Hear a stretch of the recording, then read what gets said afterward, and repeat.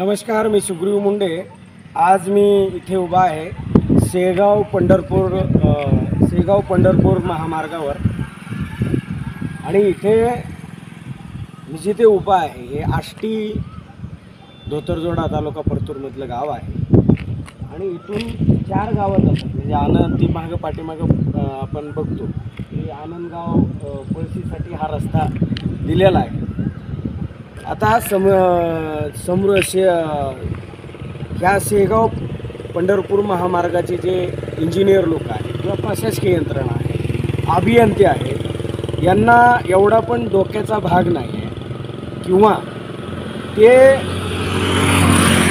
Engineer पदवी pass झाले त्याचे नेमकं त्यांच्या डिग्र्या तपासण्याची गरज आहे की खरंच त्यांनी इंजिनिअरिंग केलं आहे। आज 4 खेडेगावाचा जो हा रस्ता जाणार आहे इथे डिवायडर का दिलेला नाही हा प्रश्न निर्माण झालेला आहे। आणि डिवायडर नसल्यामुळं लोक उलट्या दिशेने जातात त्या पॉईंटला, ग्रामपंचायतीच्या त्या साईडपर्यंत उलट्या दिशेने गेल्यामुळे एक तर ट्रॅफिकचा प्रॉब्लेम होतो, सुरक्षा व्यवस्थेचा प्रश्न निर्माण होतो आणि त्याच्यामध्ये आष्टी ग्रामपंचायत जे ग्रामसेवक किंवा प्रशासकीय यंत्रणा स्थानिक पातळीवरची आहे या लोकांनी समृद्धी महामार्गाला हा विषय सुचवला आहे का, त्यांना जर नसेल कळला तर त्यांनी सुचवला आहे का हा प्रश्न आहे।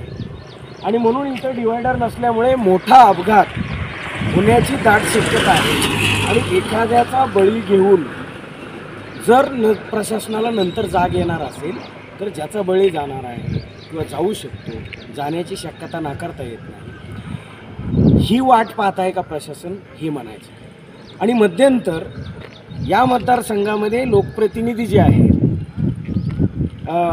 आमदार सन्माननीय बबनरावजी लोणीकर साहेब यांनाही वेळोवेळी गावकऱ्यांनी असेल ग्रामपंचायत सदस्यांनी तक्रारी केल्या की ते डिवायडर करून द्या, पण ते सुद्धा दुर्लक्ष करत असल्यामुळे ह्या सगळ्या विषयाला दुर्लक्षित केल्यामुळं इथे अपघात झाल्यानंतर मग लोकप्रतिनिधींना कळणार आहे की नाही तर डिवायडर केलं पाहिजे आणि त्याची वाट बघतात का।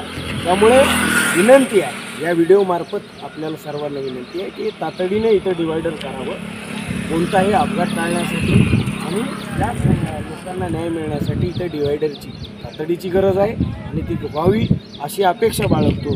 नक्कीच सद्बुद्धी प्रशासनाला आणि लोकप्रतिनिधीला मिळेल अशी अपेक्षा बाळगून थांबतो। जय हिंद, जय महाराष्ट्र।